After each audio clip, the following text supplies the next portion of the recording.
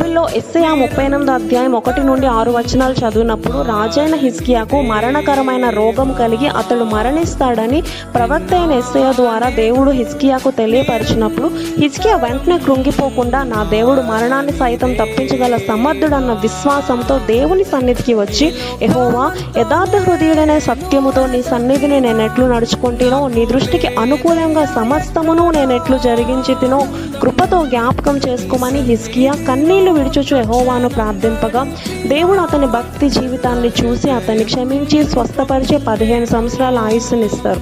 భయంకరమైన పరిస్థితులు మన జీవితంకి వచ్చినప్పుడు ఇటువంటి భక్తి జీవితం మనం కలిగి ఉన్నామా?